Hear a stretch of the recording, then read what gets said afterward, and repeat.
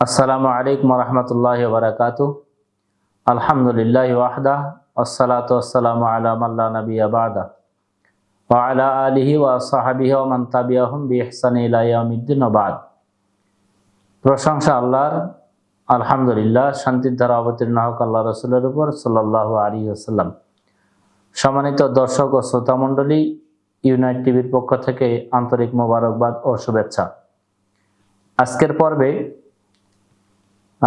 17 নম্বর প্রশ্ন উত্তর, যে লা ইলাহা ইল্লাল্লাহ, আল্লাহ ব্যতীত সত্য কোনো উপাস্য নেই, এ কথার দলিল কি?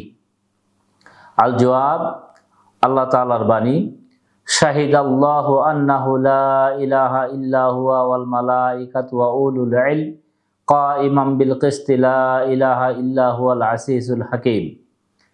আল্লাহ সাক্ষ্য দিচ্ছেন যে তিনি ব্যতীত সত্য কোনো উপাস্য নেই, আর ফেরেশতা মণ্ডলী ও ন্যায়নিষ্ঠ জ্ঞানীগণও সাক্ষ্য দেন যে তিনি ব্যতীত কোনো উপাস্য নেই, তিনি মহাপরাক্রান্ত প্রজ্ঞাময়। সূরা আল ইমরান আয়াত নম্বর 18। আল্লাহ সুবহানাহু ওয়া তাআলা অন্যত্র বলেন, ফা'লাম আন্নাহু লা ইলাহা ইল্লাল্লাহ, যে আল্লাহ তাআলা ব্যতীত সত্য কোনো উপাস্য নেই। আল্লাহ তাআলা অন্যত্র বলেন, অমা মিন ইলাহিন ইল্লাল্লাহ, বস্তুত আল্লাহ ব্যতীত কোনো উপাস্য নেই। সূরা আলে ইমরান আয়াত নম্বর 62। আল্লাহ সুবহানাহু ওয়া তাআলা অন্যত্র বলেন, মাত্তাখাযাল্লাহু মিন ওয়ালাদিন ওয়া মা কানা মাআহু মিন ইলাহিন, না আল্লাহ কোনো সন্তান গ্রহণ করেছেন, না তার সাথে অন্য কোনো উপাস্য আছে। সূরা মুমিনুন 91 নম্বর আয়াত। আল্লাহ সুবহানাহু ওয়া তাআলা অন্যত্র বলেন, কুল লাউ কানা মাআহু আলিহাতান কামা ইয়াকুলুনা ইয লা আবতাগাউ ইলা যিল আরশি সাবিলা। হে নবী, আপনি বলুন, যদি তাদের কথা মতো তার সাথে অন্য কোনো উপাস্য থাকতো, তাহলে তারা অবশ্যই আরশের মালিকের নৈকট্য হাসিলের পথ তালাশ করত। সূরা বানী ইসরাইল আয়াত নম্বর 42। অত্র আয়াতগুলি থেকে প্রমাণিত হয় যে আল্লাহ সুবহানাহু ওয়া তাআলা ব্যতীত সত্য কোনো মাবুদ নেই। এই বাক্যের উপর আল্লাহ সুবহানাহু ওয়া তাআলার বেশ কয়েকটি আয়াত প্রমাণযোগ্য উপস্থাপন করা হয়েছে। তাই আমাদের উচিত যে পৃথিবীতে যত মাবুদ আছে অনেক, কিন্তু একমাত্র সত্য মাবুদ আল্লাহ সুবহানাহু ওয়া তাআলা, এ বাক্য স্বীকার করা ব্যতীত কোনো ব্যক্তি মুসলিম হতে পারে না। তাই আসুন যে এই কথার দলিল অবশ্যই আছে, এটা আমরা জেনে নিই। 18 নম্বর প্রশ্নে, লা ইলাহা ইল্লাল্লাহ, আল্লাহ ব্যতীত কোনো প্রকৃত উপাস্য নেই, এ কথার সাক্ষ্য দেওয়ার অর্থ কি? এ কথার যে সাক্ষ্য দেব, এর অর্থটা কিভাবে আমরা বুঝব? আল জবাব, এ কথার অর্থ হচ্ছে আল্লাহ ব্যতীত অন্য কোনো ইবাদতের যোগ্য হওয়ার কথা অস্বীকার করে শুধু আল্লাহর জন্য ইবাদত সাব্যস্ত করা। তার ইবাদতে কোনো অংশীদার নেই, যেমন তার রাজ্যে কারো কোনো অংশ নেই। আল্লাহ সুবহানাহু ওয়া তাআলা এ ব্যাপারে বলেন, যালিকা বিআন্নাল্লাহ হুয়াল হাক্কু ওয়া আন্না মা ইয়াদউনা মিন দুনিহি হুয়াল বাতিলু ওয়া আন্নাল্লাহা হুয়াল আলিয়্যুল কাবীর। এটা এ কারণে যে কেবল আল্লাহই সত্য এবং তিনি ব্যতীত যাকে তারা ডাকে সবই মিথ্যা, আর নিশ্চয় আল্লাহ সর্বোচ্চ ও মহিয়ান। সূরা আল হজ আয়াত নম্বর 62। এটি হচ্ছে আল্লাহ সুবহানাহু ওয়া তাআলার ব্যাপারে সাক্ষ্য দেওয়ার অর্থ।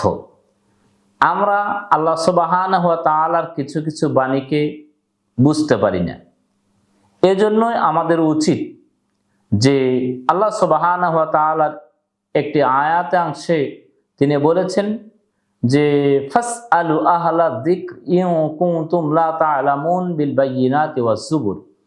হে দুনিয়ার অজানা মানুষ, তোমরা জানা মানুষের কাছে জানো প্রমাণ এবং বিস্তারিতভাবে প্রমাণ সহকারে। তাই আমরা যে বিষয়গুলি অবগত নই সেই বিষয়গুলি অবশ্যই জ্ঞানীদের নিকট থেকে আমাদের জেনে নেওয়া উচিত, নচেত আমরা পথভ্রষ্ট বা ক্ষতিগ্রস্তদের অন্তর্ভুক্ত হব।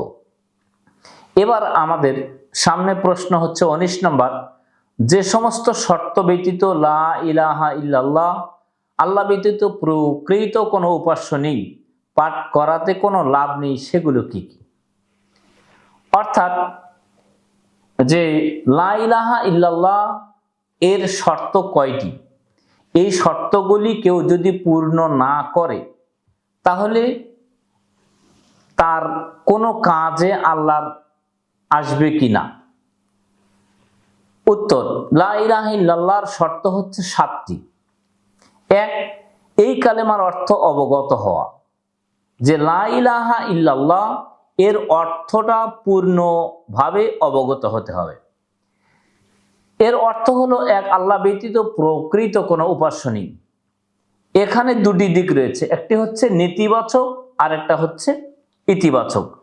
নেতিবাচক দিকটি হলো লা ইলাহা, নেই কোনো উপাস্য। এই বাক্যের মাধ্যমে আল্লাহ ব্যতীত যত বস্তুর উপাসনা করা হয় তার সবকিছুই অস্বীকার করা হয়েছে। এক কথায় আল্লাহ ব্যতীত যত মাবুদ, যত উপাসক আছে সবগুলির ইবাদতকে অস্বীকার করা হয়েছে। আর একটি দিক হচ্ছে ইতিবাচক, ইল্লাল্লাহ, আল্লাহ ব্যতীত, এর মাধ্যমে শুধু এক আল্লাহর ইবাদতকেই সুদৃঢ়ভাবে সাব্যস্ত করা হয়েছে। নাম্বার 2, অন্তর দিয়ে উক্ত অর্থের উপর দৃঢ়ভাবে বিশ্বাস স্থাপন করা। শুধু আমি লা ইলাহা ইল্লাল্লাহ বললাম আর অর্থ বুঝলাম না, এমনটি যেন না হয়। নাম্বার 3, এর অর্থের প্রতি প্রকাশ্য এবং অপ্রকাশ্যভাবে মস্তক অবনত করা ও অনুগত থাকা। আমি লা ইলাহা ইল্লাল্লাহ সারাদিন জপলাম, কিন্তু মস্তক আমি অবনত করলাম না এবং এ থেকে তার আনুগত্যও করলাম না, অনুগতও থাকলাম না, তাহলে কিন্তু হলো না। নাম্বার 4, পরিপূর্ণভাবে তা গ্রহণ করে নেয়া। এর চাহিদা, লা ইলাহা ইল্লাল্লাহর চাহিদা কি এবং এর দাবি কি, কোনো অংশকেই প্রত্যাখ্যান না করা। 5, একনিষ্ঠভাবে তা পাঠ করা। লা ইলাহা ইল্লাল্লাহ যখন আমরা বলবো তখন একনিষ্ঠভাবেই বলার চেষ্টা করবে ইনশাআল্লাহ। নাম্বার 6, অন্তরের গভীর থেকে তা সত্য বলে মেনে নেওয়া। শুধু আমি বললাম কিন্তু সত্য বলে মেনে নিলাম না। যেমন লা ইলাহা ইল্লাল্লাহ বিপদে পড়ে আমাদের সমাজের অমুসলিমরাও অনেক সময় বলে, যেটা আমাদের এলাকার পার্শ্ববর্তী এলাকায় অমুসলিমরা যারা আছে তারাও মাঝে মাঝে লা ইলাহা ইল্লাল্লাহ বলে, কিন্তু তাদের লা ইলাহা ইল্লাল্লাহ বলা আর আমাদের লা ইলাহা ইল্লাল্লাহ বলার মধ্যে অনেক পার্থক্য রয়েছে। 7 নাম্বার, এই কালেমাকে এবং তার অনুসারীদেরকে অন্তর দিয়ে ভালোবাসা। এই কালেমাকে ভালোবাসতে হবে এবং যারা এই কালেমাকে বিশ্বাস করে তাদেরকেও ভালোবাসতে হবে। এই কালেমার কারণেই কাউকে বন্ধু হিসাবে গ্রহণ করা এবং কাউকে শত্রু মনে করা।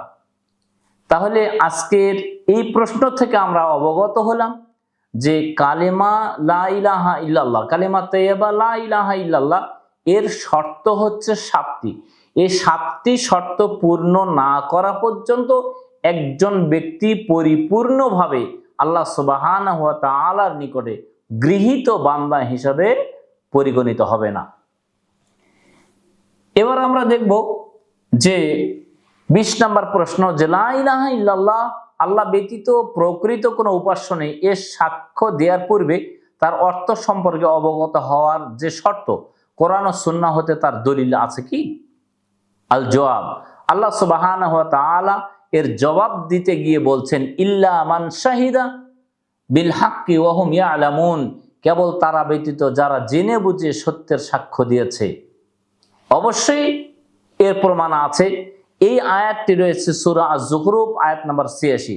অর্থাৎ তারা মুখের মাধ্যমে লা ইলাহা ইল্লাল্লাহ উচ্চারণ করার পূর্বে অন্তর দিয়ে তার অর্থ উপলব্ধি করে থাকে। নবী করিম সাল্লাল্লাহু আলাইহি ওয়াসাল্লাম এ ব্যাপারে বলেন, মান মাতা ওয়া হুয়া ইয়ালাম আন্নাহু লা ইলাহা ইল্লাল্লাহ দাখালাল জান্নাহ, যে ব্যক্তি অন্তরে এই বিশ্বাস রেখে মৃত্যুবরণ করলো যে আল্লাহ ব্যতীত প্রকৃত কোনো ইলাহ নেই, সে জান্নাতে প্রবেশ করবে।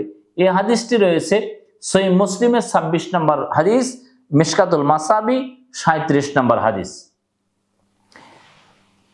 তাই আসুন, কোনো ব্যক্তি যদি লা ইলাহা ইল্লাল্লাহ অন্তরের অন্তরস্থল থেকে বলে, তাহলে ওই ব্যক্তি যদি ওই বাক্যের উপর মৃত্যুবরণ করে, নবী সাল্লাল্লাহু আলাইহি ওয়াসাল্লামের ভাষায় তিনি জান্নাতে প্রবেশ করবেন ইনশাআল্লাহুল আজিজ। আজকের আলোচনা এখানে শেষ করছি। আগামী পর্ব দেখার জন্য চোখ রাখুন ইউনাইট টিভির পর্দায়। আসসালামু আলাইকুম ওয়া রাহমাতুল্লাহি ওয়া বারাকাতুহু।